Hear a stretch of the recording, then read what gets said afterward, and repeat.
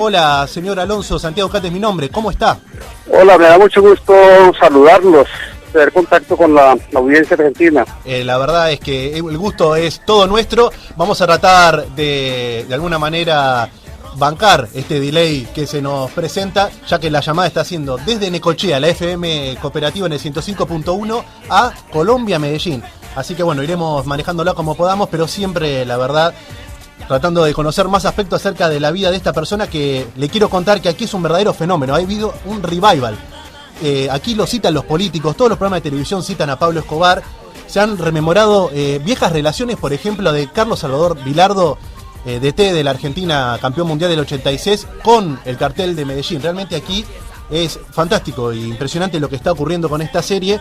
No sé si usted podía tener cierta magnitud de lo que iba a suceder cuando empezaba a escribir el libro, allá por el 96.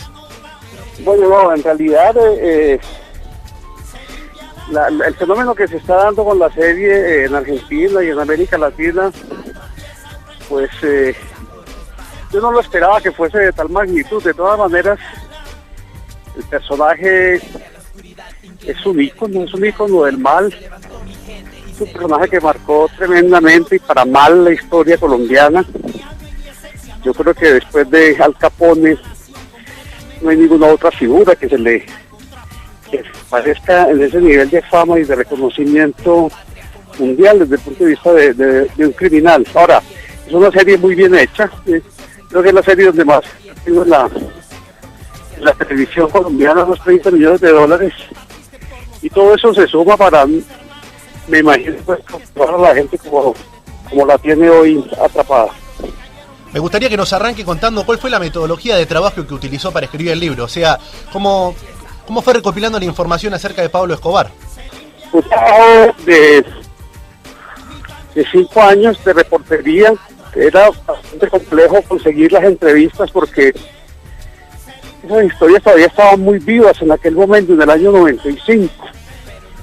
Entonces, para llegar a hablar con la gente que fue de su grupo armado, sus sicarios, para hablar con capos de narcotráfico que fueron sus amigos, para hablar con otros capos como los del cartel de Cali que fueron sus enemigos, los oficiales de la policía que lo combatieron, pues se requirió de mucha paciencia y llegar a tener como unos niveles de información suficientes para poder construir una biografía que desde el punto de vista social, pero también desde el punto de vista humano, fuese bien completa.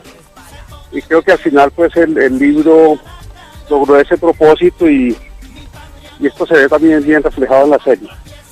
¿Cuál de todos los testimonios le impresionó más a usted, lo impactó más? No, en general es una gente que vivía en los extremos de la violencia, de la crueldad, del desafío a la sociedad. De todas maneras es muy impactante el personaje de la madre de Pablo Escobar, porque yo en el libro más o menos trato de construir la relación de ellos, y es una cosa muy edípica, ¿no? Es una madre que es bastante tolerante con ese hijo criminal y lo acompaña más que ninguna otra persona en el mundo, como hasta el final y a las últimas consecuencias de sus acciones. Pero también podemos encontrar a estos sicarios muy desalmados, donde el matar por razones económicas se vuelve también una especie como de compromiso existencial, y mantienen una guerra en realidad que nunca se sabe para dónde va. ¿Se sintió con miedo de hacer este libro, de llevar a cabo las entrevistas? ¿Se sintió intimidado en algún momento? ¿Sufrió algún tipo de amenazas por hacer este trabajo? No, en realidad el trabajo, pues, toda la primera etapa lo que uno hace es buscar los contactos, establecer una serie de parámetros de relación con los entrevistados. Yo creo que uno nunca puede abandonar el rol de periodista, no puede dejar, digamos, su propia jerarquía, tiene que relacionarse con ellos como una persona que está obteniendo una información de la cual va a derivar un producto. Ahora, desde luego, mi propósito no era exactamente revelar el secreto no contado o cosa parecida, aunque al final el libro es bastante novedoso, pues en facetas. No estaba yo tras el expediente secreto, entonces trabajé con mucho material que ya era público, el que los implicados no tenían derecho, no tenían temor, digo, en contar, en recrear y profundizar. Y luego el libro está escrito de una manera que lo que hace es presentar versiones de los personajes mismos, pero también de los hechos, y se le da al lector la oportunidad de que haga sus conclusiones. Entonces, desde el punto de vista técnico, está como una especie de compilación de puntos de vista, incluidas puntos de vista extremos para que el lector su propia conclusión. Y qué bien llevados están a la ficción a través de la serie El Patrón del Mal, aquí en la Argentina y bueno, en muchísimos países del mundo donde fue vendida esta serie colombiana que fue hecha con la cadena Caracol. Estamos hablando con Fabio Alonso Salazar Jaramillo, el escritor de La Parábola de Pablo, de donde se han sacado estos hechos que él bien está contándonos para hacer esta serie que decíamos. Y me imagino, usted es contemporáneo de Pablo Escobar. ¿De qué manera cambió la forma en la que veía Escobar después de hacer el libro? Bueno, en lo sustancial no, porque es que nosotros lo sufrimos, lo padecimos a lo largo de, digamos, lo menos, por decir, 13 años, que fueron sus épocas de maldades excesivas, de grandes crueldades. Hubo un punto muy, muy dramático en la ciudad de Medellín en el año 91, cuando, además de los carrobombas, de los atentados dinamiteros, Escobar asesinó ese año su gente, unos 500 agentes de la Policía Nacional. Entonces, caminar la ciudad era siempre como por un terreno minado, donde en el lugar menos esperado y en el momento también más inesperado sucedía lo peor. Escobar hizo suficiente historia para marcar la historia de esta ciudad y la historia del país de una manera muy dramática. Sí, Fabio, buenas tardes, Julián le habla. Usted recién mencionaba lo que sufrió la sociedad de Medellín y mi duda viene hacia lo siguiente. Tengo la siguiente interrogante. Yo hace un mes estuve en la ciudad de Medellín, ya lo felicito por la hermosa ciudad que tienen, pero lo que encontré fue que hay cierto sector que tiene un aprecio hacia Pablo Escobar. Sí, bueno, y también quienes dicen que en realidad no ha muerto, que por ahí sigue en sus andanzas. El tema de las culturas populares con relación a estos personajes es una tendencia a la mitificación. Un personaje que es un guerrero, que desafía a un Estado que atenta contra las clases que se describe como poderosas, y un personaje que hizo como algún tipo de gestos de solidaridad social, de iluminar canchas de fútbol en sectores populares, construir unas, 500 viviendas para gente humilde. Pues esa cosa de un ser que tiene beneficencia social, pero al mismo tiempo el guerrero, es muy, muy cautivante para las culturas populares, y esto desde las épocas de Robin Hood. Algunos teóricos llaman a esto bandoleros sociales. Y en realidad una parte de sus mercenarios estaban con el origen de sectores populares, y ahí creció, para mal de la sociedad y de toda esta juventud que ha tenido un proceso de destrucción muy fuerte, esa cultura de la violencia, del enriquecimiento, del cual el símbolo más fuerte fue Pablo Escobar. De todas maneras también, y al mismo tiempo, hubo sectores de la sociedad muy radicalizados contra él. Hubo una sociedad que se defendió, que se construyó aún en épocas muy complejas, y que por fortuna pues todo eso nos ha permitido tener la ciudad no sin problemas, porque los problemas aquí abundan todavía, pero sí ya una ciudad con una ruta de crecimiento, de desarrollo, una perspectiva distinta.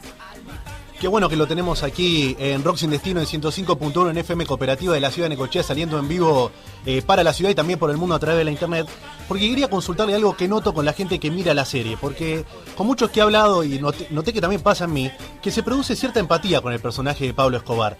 Por ejemplo, lo va a agarrar la policía y falla, entonces uno se pone contento pensando como que la policía son los malos, porque lo van a atrapar a él. Entonces preguntaba cómo se puede escribir un libro sobre una figura de este calibre y con tantas implicancias en la vida de Colombia sin caer en lo apologético de la delincuencia. Es bastante complicado y en Colombia se discute mucho sobre esta serie, pero sobre todo otras series donde, digamos, no apareció tanto el perfil de las víctimas, porque cuando la descripción queda solo en el propio personaje y su crueldad, y se borra el tema de las víctimas, la posibilidad de que sea una apología es bastante más fácil.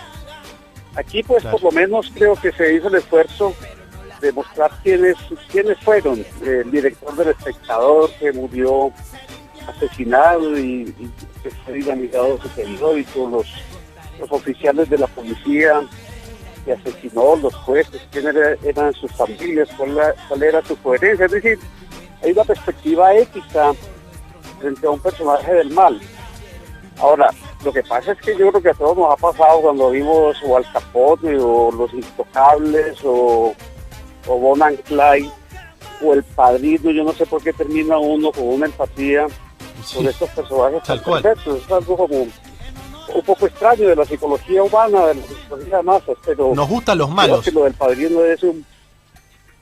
Sí, es una parte de lo extremo en la condición humana, de lo perverso.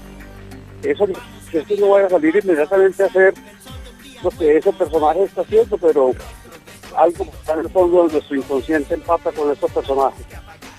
Me imagino que en Colombia se han hecho muchísimas series, quizás no nombrando de lleno o de alguna manera esquivándole al personaje de Pablo Escobar, pero sí tratando a los cárteles y al narcotráfico y a la delincuencia y a la violencia.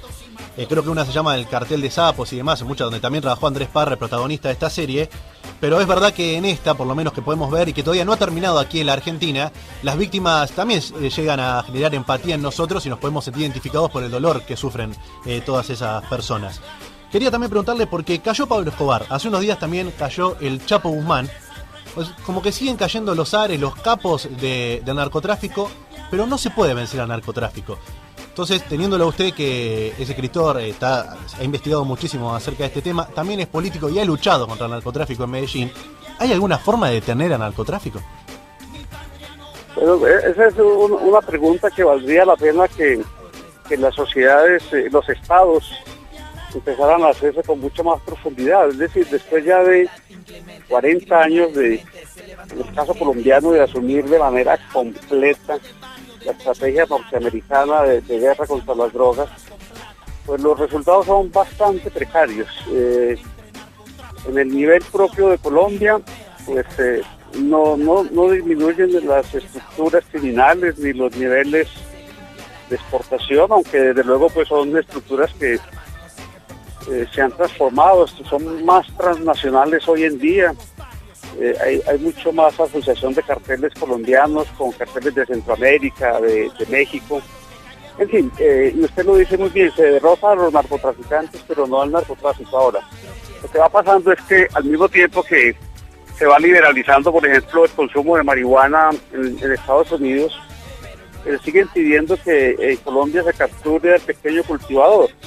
Claro. Yo diría, en primera instancia, habría que tener una política que sea para todos, ¿no? Porque Europa tiene políticas blandas hacia adentro, Estados Unidos está ablandando sus políticas hacia adentro, pero sigue pidiendo mano dura. Colombia persigue a estos narcotraficantes, paga cuotas de sangre muy altas por ellos, y Estados Unidos tiene unas puertas abiertas para que estos narcotraficantes vayan con dólares e información y se conviertan en ciudadanos. Hay una cosa muy, muy incoherente. las perspectivas yo creo que habría que renovarlas. En el esquema que vamos, el que se está ejecutando hoy en Colombia, tal como hace 30 años, no creo que haya mucha esperanza. Aquí Sergio Berni, que es secretario de la Seguridad de la Nación, hace pocos días citó a Pablo Escobar diciendo no hay posibilidades matemáticas de que la persecución policial pueda contra el narcotráfico, algo que por lo menos hasta ahora se está viendo bien en la serie. Era una forma de experimentar una argumentación a favor de la despenalización de la droga. ¿Usted está de acuerdo con esa medida? Claro, pero eso tiene que ser una medida multilateral. Habrá posibilidades de experiencias particulares. Lo que hace el presidente Mujica, pues yo lo miro con mucha atención y expectativa. Pues en el propio Estados Unidos hay estados que han ido liberalizando las políticas. Entonces, lo que hay que decir todo con mucho cuidado, porque en el tema de drogas la gente termina entendiendo lo que uno no quiere decir. Uno dice despenalización y la gente se imagina que se van a vender las drogas como se venden los chicles o los dulces por ahí en las esquinas. Hay que explicar muy bien que se trata simplemente de la perspectiva de crear una producción y una distribución reguladas. Creo que el cigarrillo es muy buen ejemplo. Exacto. Cada vez es más difícil fumar, cada vez es más difícil, pero no se convierte en un producto que pueda dar lugar a las mafias. Hay que ir buscando como esos puntos intermedios de mucho control social, mucho, pero no ir a lo que sucedió ya con el alcohol cuando fue prohibido, que además de tener alcohólicos, pues se tuvo Al Capone, y está pasando pues con las drogas estas nuevas en la actualidad. Excelente visión es la que nos brinda Fabio Alonso Salazar Jaramillo de la ciudad de Medellín, en Colombia, aquí en Rock Sin Destino. Lo vamos a dejar libre y agradeciéndole obviamente muchísimo por esta entrevista que da. Me imagino que lo están llamando de muchísimos medios de la Argentina, porque como le digo, aquí Pablo Escobar, el tema de la serie El Patrón del Mal, su libro también, es un furor, es un revival de los 80 en Colombia, aquí en la Argentina. Pues para ustedes es un abrazo muy especial y muchas gracias por la invitación. Y también un saludo a la audiencia de Necochea, me dijo, ¿no? Necochea, así es, en la costa atlántica, las mejores playas de la Argentina. Hombre, qué bueno. Un saludo especial. Y se limpió la cara. Aunque mi rostro es de barrio, de techo de lata, mi alma y mi esencia no la compras con plata. Una nación completamente maniatada entre narcotráfico y corrupción. Mi bandera secuestrada. Una